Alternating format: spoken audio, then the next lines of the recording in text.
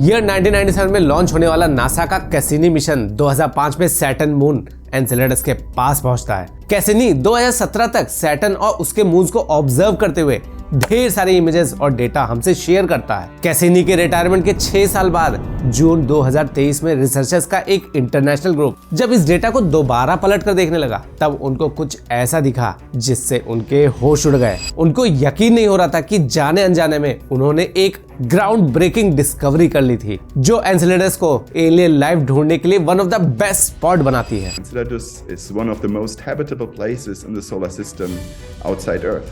Friends, इन researchers ने life के लिए जरूरी एक रेयरेस्ट और most essential building block Enceladus पर डिस्कवर कर लिया था। एक ऐसा एलिमेंट जो पृथ्वी के अलावा पूरे सोलर सिस्टम में कहीं और नहीं मिला है। दोस्तों, आज एनसेलेडस को लाइफ के लिए सबसे प्रॉमिसिंग मून माना जाता है, लेकिन ऐसा हमेशा से नहीं था। यूं तो एनसेलेडस को विलियम हेर्शल ने 1789 में ही डिस्कवर कर लिया था, लेकिन अगले 2 सेंचुरीज तक एनसेलेडस को लेकर हमारी समझ बहुत ही सीमित थी। अर्थ बेस्ड टेलीस्कोप से देखने पर एनसेलेडस एक धुंधला सा गोला दिखता था। उसकी चमक को देखकर एस्ट्रोनॉमर्स ने ये अंदाजा तो लगा लिया था कि वो एक बर्फीली दुनिया है, लेकिन यहाँ पर लाइफ भी मिल सकती है कि ये तो सोचना बहुत दूर की बात है। वो तो इसे एक बेजान बर्फ का गोला समझते थे, एक सॉलिड डेड बॉल। साल 1980 में जब वॉयेजर 1 ने एनसेलेडस को विजिट किया, तब पता चला कि ये मून वैसा नहीं है जैसा समझा जा रहा था।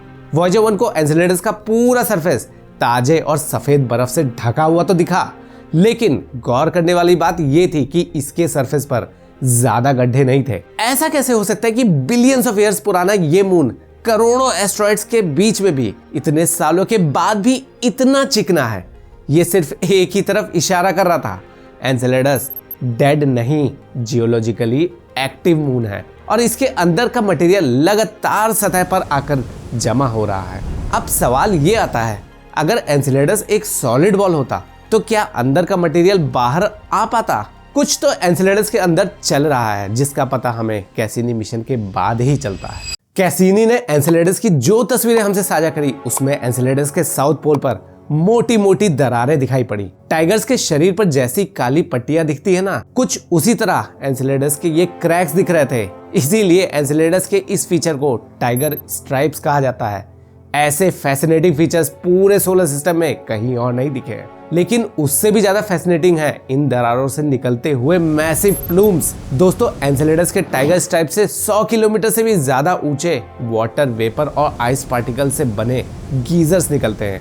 और दोस्तों, मजे की बात यह है कि लगातार निकलते इन गीजर्स की वजह से ही सैटर्न की रिंग ई बनी हुई है। अगर ये गीजर्स नहीं होते तो सैटर्न की ये रिंग ई भी नहीं होती। मतलब कंट्रीब्यूशन हो तो ऐसा हो जो दूर से ही चमकता है। एनसेलेडस की प्लूम्स और सरफेस में हो रही जियोलॉजिकल एक्टिविटी इस बात की ओर इशारा कर रही थी कि एनसेलेडस के बर्फीली सतह के नीचे ढेर सारा पानी है। आखिरकार एनसेलेडस को लेकर हमारी पुरानी सोच एकदम गलत साबित हुई। ना तो एनसेलेडस एक डेड मून है और ना ही वो कोई सॉलिड बॉल है। एनसेलेडस के 20-25 किलोमीटर मोटे आइसी शेल के नीचे सॉल्टी वाटर्स की बहुत बड़ा ओशियन है। लेकिन यहाँ पर एक सवाल उठता है, एनसेलेडस का सरफेस टेम्परेचर -200 डिग्री सेल्सियस तक रहता है। इतना ठंडा होने के बावजूद एनसेलेडस के सब सरफेस ओशियंस फ्रीज नहीं हुए। आखिर क्यों? दोस्तों, ऐसा टाइडल हीटिंग की वजह से पॉसिबल हो पाया है। टाइडल हीटिंग के बारे में हमने यूरोपा वाले वीडियो में डिटेल में डिस्कस किया था, लेकिन नई ऑडियंस के लिए यहाँ थोड़ा ब्रीफ में बता देता हूँ। एनसेलेडस सैटर्न के चारों तरफ एक इलिप्टिकल ऑर्बिट में घूमता है। जब एनसेलेडस सैटर्न के पास होता है, तब उस पर लग रही ग्रेविटेशनल फोर्स काफी ज्यादा होती है, और जब ये दूर चला जाता है, तब ये फोर्स कम हो जाती है।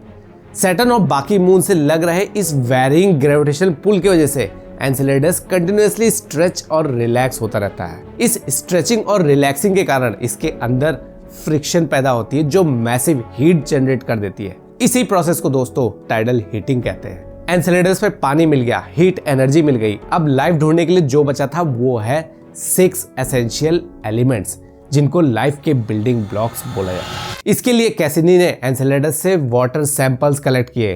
वेट, अगर आप सोच रहे हैं कि वो कैसे किया, क्योंकि पानी तो आइसी शेल के नीचे है।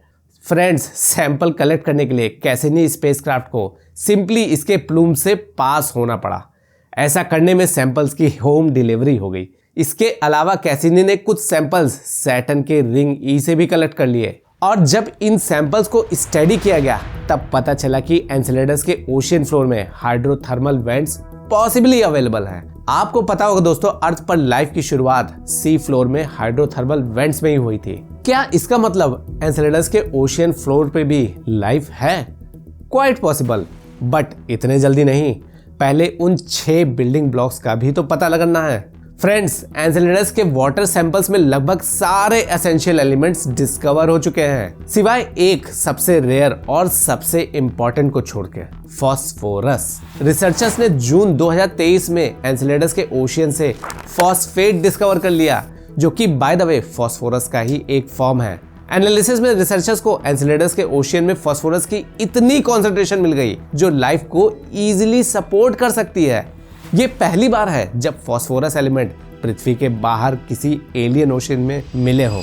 आपको बता दूं दोस्तों, फॉस्फोरस लाइफ के लिए बहुत एसेंशियल होता है। ये डीएनए का एक अहम हिस्सा होता है और सेल्स में भी पाया जाता है। हमारी बॉडी में भी फॉस्फोरस पाया जाता है, हमारे बोन्स और टीथ में। एक और एग्जांपल देता हूँ, एनपीके फर्टिलाइजर के बारे में सुना होगा आपने। खेतों में, पौधों में ये बहुत यूज होता है उनके अच्छे ग्रोथ के लिए। उसमें भी फॉस्फोरस होता है। एनपीके मतलब नाइट्रोजन, फॉस्फोरस, पोटेशियम। एक बात कहूं दोस्तों, हमारे चैनल को ग्रो करने के लिए भी फर्टिलाइजर की सख्त जरूरत है। चैनल को सब्सक्राइब करके आप इसे खाद पानी दे सकते हैं, तो देर किस बात की। खैर, अब आगे बढ़ते हैं। दोस्तों, आपको समझ में आ गया होगा कि ये एलिमेंट कितना जरूरी और कितना रेयर है। इसीलिए 2023 में ये discovery extra terrestrial life possibility के लिए एक ग्राउंड ब्रेकिंग डिस्कवरी है, जो एनसेलेडस को लाइफ के लिए सोलर सिस्टम का one of the most promising site बनाती है। फॉस्फोरस तो अब तक इवन यूरोपा पर भी डायरेक्टली डिटेक्ट नहीं हुआ है। फर्दर रिसर्च में वहां भी पॉसिबिलिटी डिटेक्ट हो जाएगा, बट द पॉइंट इज ये इतना रेयर एलिमेंट है। अब यहाँ आगे जो भी रिसर्च होगी वो लाइफ ढूंढने के लिए ही होगी। बाय द वे, नासा और ईसा ने एनसेलेडस को स्टडी करने के लिए मल्टीपल मिशंस प्रपोज करे हैं। अब देखना इंटरेस्टिंग ये होगा कि ये मिशंस रियलिटी बनते हैं या कागजों पर ही रह जाते हैं। दोस्तों, एनसेलेडस की तरह यूरोपा पर भी लाइफ मिलने की हाई पॉसिबिलिटी है, जिसके लिए एक advanced next gen mission plan करा जा रहा है। इस नेक्स्ट जेन मिशन के बारे में जानने के लिए आप इस वीडियो को चेकआउट कर सकते हैं। मिलते हैं नेक्स्ट वीक, तब तक के लिए bye bye and take care.